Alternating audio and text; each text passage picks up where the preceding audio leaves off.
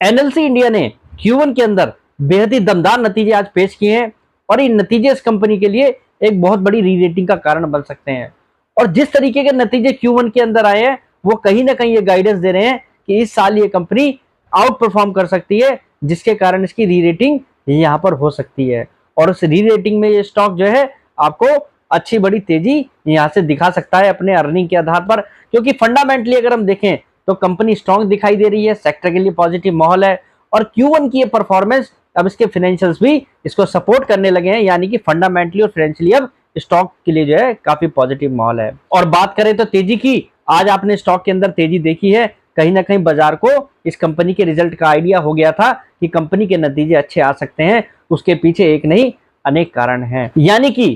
FY25 power sector की कंपनियों के लिए तो अच्छा दिखाई दे रहा है, और उसमें एनएलसी इंडिया जैसी कंपनियों के लिए भी काफी अच्छा दिखाई दे रहा है, क्योंकि कंपनी को आप अगर देखें, प्रॉफिट के लिहाज से देखें, मार्जिन के लिहाज से देखें, सेल्स के लिहाज से देखें, तीनों ही पैमानों पर इस कंपनी ने ये क्वार्टर में शानदार परफॉर्मेंस दिखाई है, जिसके कारण इस कंपनी का मुनाफा 40% तक बढ़ता दिखाई दिया है वाई ऑन वाई बेसिस पर। और फुल फाइनेंशियल ईयर के आधार पर देखें तो इस साल इस कंपनी की अर्निंग पिछले साल से ज्यादा आती दिखाई दे रही है, यानी कि पिछले साल के मुकाबले एनएलसी इंडिया इस साल आउट परफॉर्म करेगी, और जिसके कारण इस कंपनी की री रेटिंग होगी, और री रेटिंग में निश्चित रूप से कंपनी आपको आने वाले समय में तेजी दिखा सकती है। और कोई बड़ी बात नहीं है कि कल सुबह भी अगर बाजार खुले तो कंपनी उस समय तेजी दिखाए, पर उस तेजी में अभी आपको बढ़ चढ़कर हिस्सा नहीं लेना है, अभी आपको थोड़ा बाजार में कॉशियस भी रहना है। यानी कि एनएलसी इंडिया के स्टॉक में आपको नियर टर्म में क्या स्ट्रेटेजी पर रहना है और लॉन्ग टर्म व्यू के हिसाब से आपको क्या स्ट्रेटेजी इस कंपनी पर अपनानी है,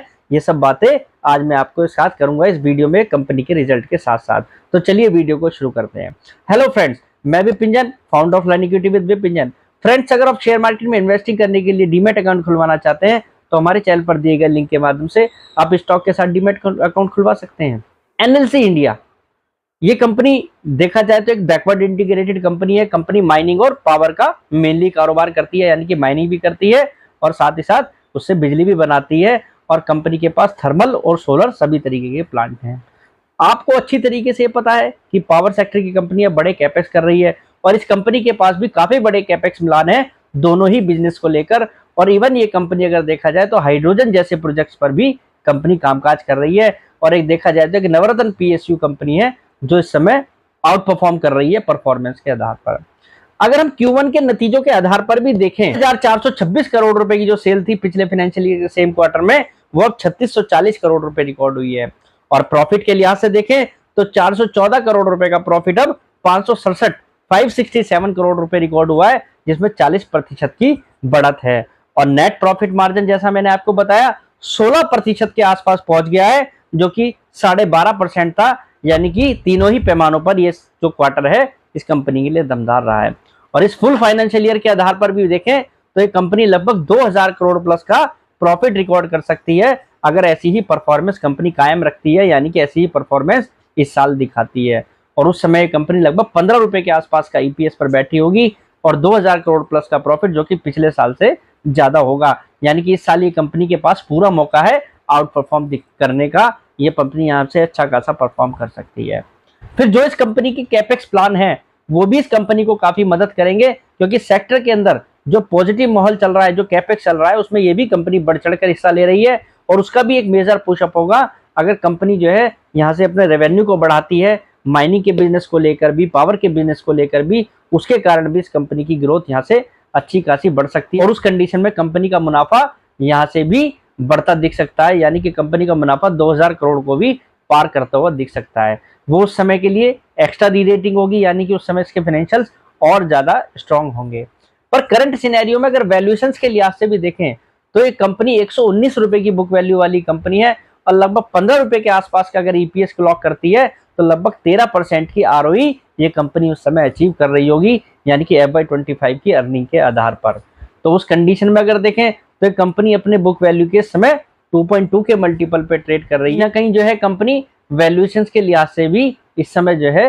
महंगी ट्रेड नहीं कर रही है। जिस तरीके की री रेटिंग PSU सेक्टर में हुई है, वो मुझे लगता है पावर सेक्टर के अंदर PSU कंपनी की आपको इस साल देखने को मिल सकती है। और अगर हम ROE के लिहाज से भी देखें तो 1/4 के वैल्यूएशन पर भी ये कंपनी एट प्रेजेंट ट्रेड नहीं कर रही है। अगर यहाँ से री रेटिंग होने लगे, अगर 1/4 के वैल्यूएशन मिले, तो जब भी 370 रुपए का टारगेट इस साल की अर्निंग के आधार पर इस कंपनी का निकल कर आता है, ये कंपनी इस फाइनेंशियल ईयर की अर्निंग के आधार पर 370 रुपए तक का टारगेट आपको दिखा सकती है। कोई बड़ी बात नहीं है कि कंपनी कल भी आपको तेजी दिखाए इतने अच्छे नतीजों के बाद, पर बाजार में आपको थोड़ा कॉशियस भी रहने की जरूरत है। इसके बाद हो सकता है एनएलसी इंडिया के शेयर में यहाँ पर गिरावट आए, उस गिरावट में आपको घबराना नहीं है, क्योंकि कंपनी के नतीजे अच्छे आए हैं। फुल फाइनेंशियल ईयर के हिसाब से आउटलुक पॉजिटिव है, सेक्टर को लेकर पॉजिटिव आउटलुक है, कंपनी के फाइनेंशियल फंडामेंटल्स अच्छे हैं। तो नियर टर्म में अब अगर यहाँ से कोई प्रॉफिट बुकिंग या गिरावट आती है बाजार की गिरावट के साथ, तो वो कहीं ना कहीं बाजार के साथ कंपनी के